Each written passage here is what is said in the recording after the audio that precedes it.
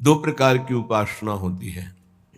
एक होती है अहम के द्वारा साधनों का अनुष्ठान करते हुए बहुत लंबे समय तक, एक जन्म, दो जन्म, 25 जन्म बीत सकते हैं, अहंकार का समर्पण होना, दृढ़ आश्रय होना साधना के द्वारा। इसमें बहुत जन्म लग सकते हैं, पर इसमें साधक को अपने अहम का विश्वास होता है, अपने साधन का विश्वास होता है, साधन का भरोसा होता है। और ये बड़े खतरे की बात है, क्योंकि संपूर्ण साधन को एक अपराध ही चौपट कर सकता है। वैष्णव अपराध, गुरुद्रोह, संत द्रोह, एक अपराध ही चौपट कर सकता है। एक है भगवत प्रेमी महात्माओं के संग से पहले ही आश्रय दृढ़ हो जाना, फिर साधन आश्रित होकर करना। ये बहुत कम समय में भगवत साक्षात्कार कराता है। सबसे पहला कार्य भगवत प्रेमी महात्माओं का आश्रय संग, उनके द्वारा सीधे इष्ट का आश्रय होता है। सुरतरु कामधेनु चिंतामणि भगवत रसिक अनन्य अली के, जो अनन्य सहचरी हैं, अनन्य शरणागत हैं, उनके लिए हमारी स्वामिनी किशोरी जी के श्री चरणारविंद कल्प वृक्ष हैं, कामधेनु हैं, चिंतामणि हैं। जो चाहेंगे वो प्राप्त करा देंगे गोरे चरणारविंद। वैसे तो आश्रय ले तो चाह ही मिट जाती है, पर अगर चाह करे तो श्री जी बहुत करुणामयी हैं, इनके चरणों का आश्रय मात्र सब कुछ प्राप्त करा देता है। पर अहंकारी कोई बात समझ में नहीं आएगी, उसको साधन जो 2-4-10 माला या जो भी किया, उसको उसका बल होता है। जो आश्रित संत कृपा से हुआ है, खूब भजन होता है, पर उसे भजन बल का आश्रय नहीं, उसे गोरे चरणारविंद का आश्रय है। जैसे हरिवंश महाप्रभु की कृपा से हरिराम व्यास जी को सीधे भगवद आश्रय मिला। बहुत साधन परायण थे, बहुत ग्रंथों का स्वाध्याय किए हुए थे, बहुत तर्क प्रवीण, शास्त्रार्थ में सदैव दिग्विजयी होने वाले। पर जब महाप्रभु की कृपा हुई तो आश्रय तत्व जागृत हुआ। कहां? श्याम श्यामा पद कमल संगी सिरनायो, भगवत प्रेमी महात्माओं के चरणों का आश्रय। उससे क्या हुआ कि उनके हृदय में सीधे श्री जी के चरणों का दृढ़ आश्रय हो गया। तो जो नित्य विहार में प्रवेश होता है वो साधन बल से नहीं होता है। नित्य विहार प्रेम तो बहुत उच्च कोटि की प्रेमावस्था है। साधारण भगवत प्रेम में भी यह गुण साधन ते नहीं हुई, तुम्हारी कृपा पाव कोई कोई। कोई कोई इसीलिए शब्द रखा गया है कि अहंकारी आश्रित नहीं हो पाता, उसका अहंकार आश्रय में बाधा पहुंचाता रहता है। और अहंकार मर्दन करने की पूर्ण सामर्थ्य केवल सदगुरुदेव में है। सदगुरुदेव की आज्ञा उल्लंघन करके मनमानी आचरण करने वाला कभी कोई लाभ प्राप्त नहीं कर पाया आज तक। वो केवल लगता है, संतोष होता रहता है अहंकार के कारण कि हम ठीक चल रहे हैं। जब आश्रय दृढ़ हो जाता है तब जो निरखत नित्य विहार पुलकित तन रोमावली आनंद नयन सुधार, यह जो कृपा हरिवंश की, ये भगवत रसिक अनन्य अली के, जो लली के चरणारविंद के अनन्य अली हैं, उनको ये रस प्राप्त होता है। अनन्यता, आश्रय, ये दो बहुत जोर की सिद्धि है। अपने इष्ट का अनन्य हो जाना। बड़े महाभागवत हैं सृष्टि में प्रभु के विविध नाम रूपों के, हम उनके सुख के लिए जय बोलेंगे, पर हमारा हृदय, हमारी जबान, हमारा रोम रोम राधा राधा बोलेगा। वो हमसे कीर्तन करवाना चाहें तो हम राधा राधा ही बोलेंगे, हमारी अनन्यता है। पर ये उपासक में नहीं देखने को मिलता। कोई कितना महान है, पर हमारे श्री जी के गोरे चरणारविंद से बढ़कर है, जिन श्री चरणों की महावर की रचना स्वयं अखिल कोटि ब्रह्मांडों के स्वामी प्रभु करते हैं, उन चरणों की हम ठसक वाले हैं। और ऐसे आचार्य की शरण में है कि रसना कटो जो अन रटो, निरखी अन फुटो नयन। केवल गाने के लिए दोहा है क्या? अनन्यता, भगवत रसिक अनन्य अली के, और साधन पक्ष का जीवन भर अनुष्ठान करने वाले महापुरुष के वचन काशी में, चंद्रलोक तक मेरी गति है, चंद्रमंडल नहीं चंद्रलोक तक। ये जो यहां कहा जाता है चंद्रलोक गए, चंद्रलोक सिद्धों की सामर्थ्य नहीं, यंत्रों की सामर्थ्य नहीं है। एक अंतरिक्ष के किसी एक विभाग में उसे चंद्रलोक मान करके बोला जा रहा है। चंद्रलोक तक पहुंचे, सूर्य के हजारों योजन ऊपर चंद्रलोक है। सूर्य का सानिध्य सह पाना ये केवल भगवान अरुण जी की और हनुमान जी जैसे महापुरुषों की सामर्थ्य, दूसरे की नहीं।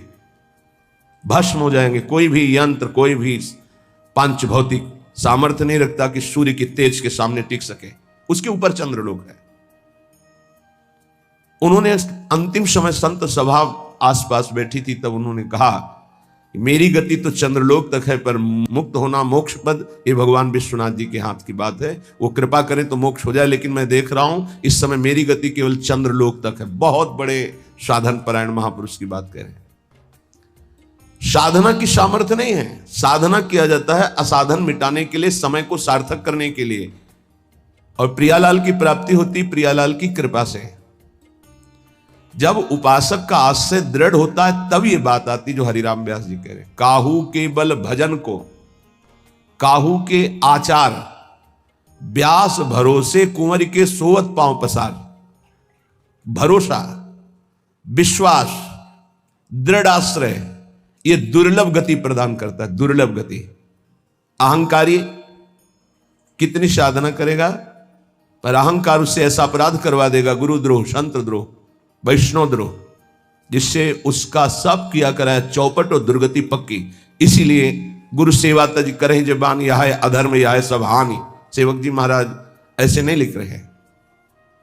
भगवत रसिक अनन्य अली की अनन्यता, गीता जी में श्री भगवान बहुत बार अनन्यता की बात कह रहे हैं। सिद्धांत विचार लीला में ध्रुवदास जी कह रहे जो अनन्य भयोता को भाग कहा कहिए। आराध्य देव की अनन्यता और दृढ़ आश्रय बहुत बड़ी उपलब्धि है, सिद्धि है। कितने ऐसे वैष्णव उपासक हैं जिनकी केवल फल में बुद्धि रहती है। इनको अपने घर ले जाए, इनको खवा दे तो हमें ये फल मिलेगा, इनको ऐसा करे तो ये हमें लाभ मिलेगा, और लाभ का जहां नाश हो रहा है वास्तविक, उसका सुधार नहीं है। अंधा बटे पड़ा चबाए, अपराध खाता जाता है और वो सोचता है मैं साधन संपन्न हो रहा हूं। जिनके कानों में शब्द पड़ रहे हैं भागवती, उनको संभलना चाहिए। अपने इष्ट की अनन्यता ही बेड़ा पार करेगी। तुम्हारे साधन बल में इतनी ताकत नहीं है कि इस महान भव समुद्र से पार हो जाओ। आचार्य चरण कह रहे हैं, क्वाहम मूढ़मति को नाम परमानंद एक सारम रसम। मैं मूढ़मति, कहां परमानंद का सार राधा नाम। वो अपने को मूढ़मति समझ रहे हैं। आप इतने विद्वान बुद्धिमान हैं, साधन से वस्तु प्राप्त कर लेंगे, तो हम फिर साधन क्यों करें? असाधन मिटाने के लिए। साधन नहीं करोगे तो असाधन बनेगा। लाभ किससे मिलेगा? प्रियालाल की कृपा से, आश्रय से। बात समझना है बड़े महापुरुषों की, बहुत जल्दी लाभ हो जाएगा। ये समझ में नहीं आती सबके। बिगड़ी जन्म अनेक की अब ही सुधरे आज, हो ही राम को, हो गया हमारा काम। भगवत प्राप्ति पक्की होगी, हो ही राम को। अब समय कैसे व्यतीत करें? नाम जब गलती ना हो, इसलिए तज कुसुमाज, गंदी बातें छोड़ो, नाम जप करो। इससे समय तुम्हारा सार्थक होगा। गति तुम्हारी प्रभु के होने से होगी। मेरी प्रिया जो, मेरे श्यामा जो, मेरी लाडली जो। ये बात समझ में नहीं आती, ये नहीं समझ में आती। दान पुण्य समझ में आएगा, तीर्थ स्नान, परिक्रमा, साधु सेवा, ये समझ में आएगा, क्योंकि इससे मुझे लाभ मिल रहा है।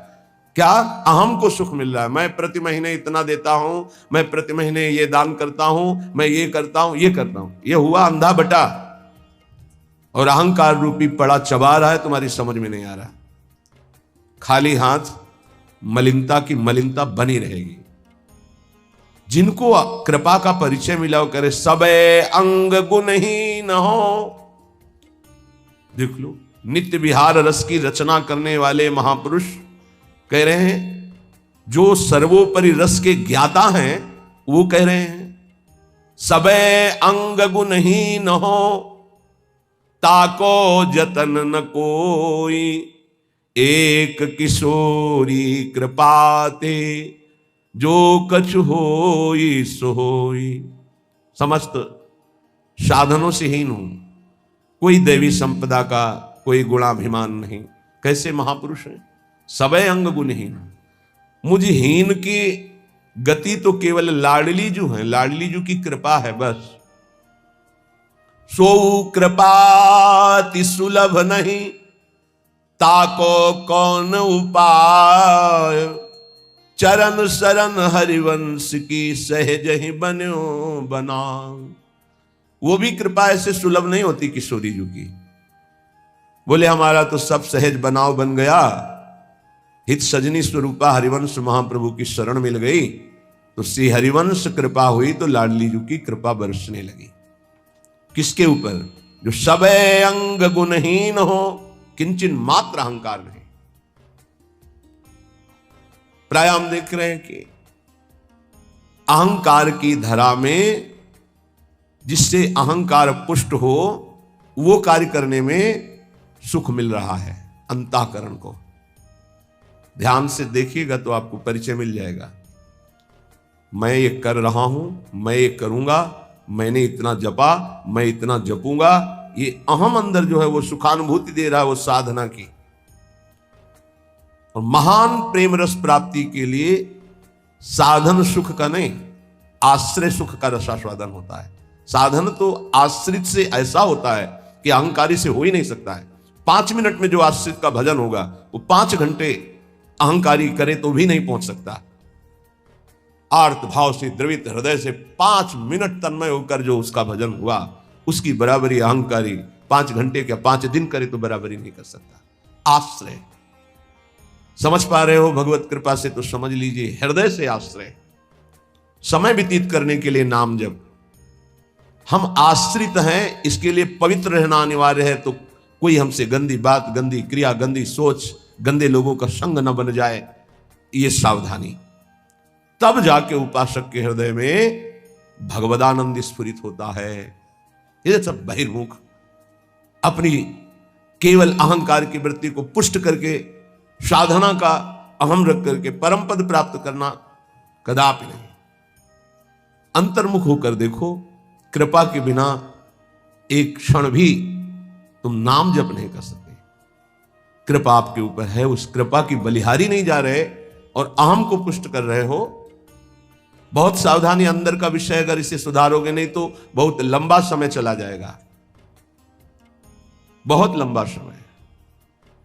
बाहरी वेश परिवर्तन से, बाहरी स्थान परिवर्तन से कोई फर्क नहीं पड़ता मन में, अहंकार में, दोषों में।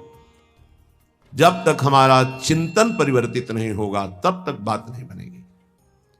अहम युक्त चिंतन मूढ़ता को धारण करता है। मूढ़ पुरुष कभी परम पद का अधिकारी नहीं होता। दैन्य भाव प्रियाजू को अत्यंत प्रिय है और ये अहम नष्ट होकर दैन्य आना केवल गुरु कृपा से होता है। एक है, उनको बस शरणागति के बाद एक ही उपदेश कि तुम जितना दान पुण्य करते हो सब बंद कर दो, यमुना जी में फेंक दो, या ऐसी जगह दे दो कोई तुम्हारी तरफ देखे ना, कोई तुम्हें बाद में धन्यवाद न दे ऐसा, और नमक रोटी खाओ, भजन करो, श्री जी मिल जाएंगे। पर वो सम्मान प्रिय जीवन तो हमको बर्दाश्त नहीं।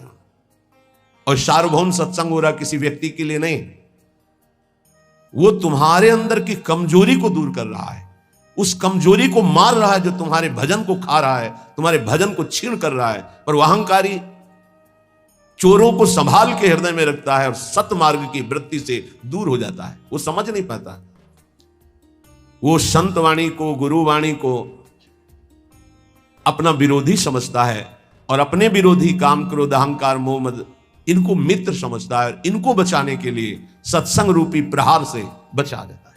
नहीं, इतने प्यारे इन दोषों को हम कैसे निकाल सकते हैं? सत्संग छोड़ देंगे, सामने आना छोड़ देंगे, लेकिन भगवत प्रदत्त बुद्धि के द्वारा विकारों को छोड़ दें, ऐसा कैसे हो सकता है? यही दुर्गति जीव की है। भगवान की तरफ से सब बानक बन गया, मानव देह वृंदावन आ जाना, रसिकों से शरणागत होकर दीक्षा ले लेना, साधन पद्धति का ज्ञान करा देना, और कुछ नहीं। हाथी का स्नान सब हुआ, हाथी स्नान किया, सूंड से रज लिया, फिर ऊपर सब डाल लिया, क्या हुआ? चाहे जितना निर्मल करो, अहंकारी अपने आप को मलिन रखना ही अच्छा समझता है। देह भाव वाले जनों का संग कभी नहीं करना चाहिए। इनके संग से केवल दुख, अशांति यही प्राप्त होती है। अपने को सदैव अहंकार रहित बनाने के लिए ही तो हम साधना कर रहे हैं। और हमारा बंधन है क्या? हमारा बंधन क्या है? संस्कृत मूल सूल प्रद नाना सकल सुखदायक अभिमाना। ये अहंकार ही तो बंधन है। और यही मिटाने के लिए जब हम गुरु शरण में होते हैं, और जब अहंकार पर घन चलता है, भाग पड़ते हैं। अहंकार पर चोट नहीं होनी चाहिए। फिर मिटाना किसको था? साधना किसकी थी? इसलिए उपासक सावधान। श्रीपाद प्रबोधानंद जी कह रहे हैं, भ्रातस्ते किमु निश्चयेन विदितः स्वस्यांत कालः किमु त्वं जानासि महामनुं बलवतो मृत्युर्गति स्तंभने मृत्युस्तत्करणं प्रतीक्षत इति त्वं वेत्सि किं वा यतो बारंबारमसंक एव चलसे वृंदावनादन्यतः। भ्रातस्ते किम निश्चयेन विदितः स्वस्यांत कालः किम। ए भाई, क्या तुम जान गए हो कि तुम्हारा मृत्यु का समय कब है? तुम निश्चित जानते हो? तो उत्तर आएगा नहीं, नहीं जानता। तो फिर तुम बलवान मृत्यु की रोकने की गति क्यों नहीं प्राप्त कर रहे? जहां तुम्हें मृत्यु छू न सके ऐसी स्थिति में क्यों नहीं पहुंचना चाहते हो? क्यों बार बार जन्मना मरना पसंद करते हो? अर्थात इस भयावह दुखालय संसार से तुम मुक्त होने का उपाय क्यों नहीं कर लेते हो? तुम्हें पता है एक दिन मृत्यु आएगी, उस दिन का मुझे पता नहीं। हे भाई, तू बलवान मृत्यु को रोकने का उपाय क्यों नहीं कर रहा? क्या उपाय? रोकने का क्या उपाय? हमारी जो शरीर से तन्मयता है, तन्मयता हट जाए और प्रभु में तन्मयता हो जाए। तो जैसे सांप ने आक्रमण किया, कपड़ा उतार के फेंक दिया, वो उसी को काट रहा है, मेरे ऊपर कोई फर्क नहीं पड़ा। ऐसे ही हमारा कपड़ा है ये स्थूल देह। केवल स्थूल देह पर प्रहार होता है मृत्यु का। सूक्ष्म देह कारण और जीवात्मा ये पुनः नए शरीर को धारण करते हैं, स्थूल छूटता रहता है। श्रीपाद कह रहे हैं, जब तुम्हें अपनी मृत्यु का पता नहीं हो, मरोगे, तो तुम उपाय क्यों ऐसा नहीं कर लेते जिससे मृत्यु तुम्हें स्पर्श न कर पावे? जब तुम्हारी मृत्यु होगी तो तुम्हारा कुछ नहीं होगा इस मृत्यु लोक का। तो अपनी श्वासें ऐसी जगह क्यों नष्ट कर रहे हो जहां कुछ तुम्हें नहीं मिलेगा? कई बार प्रार्थना की है, मानो आपको एक ऐसे देश भेजा जाए जहां बहुत सब सुविधाएं मिल जाएंगी, खूब भोग भोगो, रुपया पैसा मकान सब, लेकिन वीजा है आपका, उसके तिथि तारीख पूर्ण होने पर आपको तुरंत वापस बुलाया जाएगा। जब वहां से वापस बुलाया जाएगा तो कुछ नहीं, कपड़ा भी उतरा लिया जाएगा। बोलो, ऐसे देश में रहना पसंद करोगे जाना? विचार करके देखो, कपड़ा भी उतरा लिया जाएगा, फिर देश से बाहर निकलो। चाहे जितना पुत्र पुत्री परिवार, रुपया पैसा, गाड़ी घोड़ा मकान सब एकत्रित कर लिया, लेकिन जब उस देश का वीजा खत्म होगा तो कपड़ा भी उतरा लिया जाएगा और आपको भगा दिया जाएगा। बोलो, ऐसे देश में रहना पसंद करोगे, राजी रहोगे? सब कोई कहेगा नहीं। तो ऐसे ही देश में तो रह रहे हो, इसी देश में रह रहे हो, इसका नाम मृत्यु लोक है। हर सुविधा, हर विधान, हर आपका किया हुआ संकल्प, कार्य, सब का सब आपका यहीं रह जाएगा। ये कपड़ा भी उतरा लिया जाएगा, स्थूल शरीर भी यहीं भस्म कर दिया जाता है, इसको भी नहीं ले जा सकते, छोड़, इसको भी छोड़ करके सूक्ष्म शरीर, कारण शरीर और जीवात्मा, ये पुनः आगे पुनरपि जननम पुनरपि मरणम पुनरपि जननी जठरे शयनम। आप विचार करो कि आप बुद्धिमान हो। यदि परम कृपालु प्रभु का आश्रय लेकर नाम जप नहीं कर रहे और विषय भोगों में, नाना प्रकार की धन संपत्ति में, नाना प्रकार के व्यवहार बढ़ाने में अपना समय नष्ट कर रहे हो, तो तुमको ये ध्यान रखना चाहिए कि तुम इस देश में हो, मृत्युलोक में हो, जहां से भगाया जाएगा वीजा खत्म होने पर। श्वास पूरी होने पर तो आपका शरीर भी आपके साथ नहीं होगा, कपड़ा तक उतरा लिया जाएगा। ये शरीर हमारा कपड़ा है, वशांश जीर्णानि यथा विहाय, इसे कपड़ा ही कहा है भगवान ने। क्या बुद्धिमान हो तुम, इतना दिव्य मानव देह मिलने के बाद कमा के क्या जा रहे हो? पाप और पुण्य की पोटरी लेकर फिर वही दुर्गति। इसलिए भाई मृत्यु तुम्हारा इंतजार नहीं कर रही। भाई बेटी का ब्याह रहेगा, पूरा कर ले तो हम थोड़ा भी, या थोड़ा अमुक कार्य रह गया, नहीं, तत्काल प्रहार करेगी, बस समय आने दो। चाहे वो पुण्यात्मा हो, चाहे महात्मा हो, चाहे दुरात्मा हो, सबके ऊपर उसका प्रहार होता है। पर महात्मा अपनी स्थिति इतनी ऊंची उठा लेता है कि मृत्यु जनित उसको दुख नहीं होता। जैसे मत वाले हाथी के गले से फूलों की माला कब टूट के गिर गई पता नहीं चलता, ऐसे भगवत प्राप्त महात्मा का शरीर कब छूट गया उसको कोई पता नहीं, क्योंकि वो हर समय जिसमें रमण कर रहा था वो उसी में रमण करता है। शरीर एक स्वप्न की तरह छूट गया। इसलिए मेरी प्रार्थना मान ले भ्रातस, ए भाई, बारंबार अशंक एव चल से वृंदावनादन्यतः।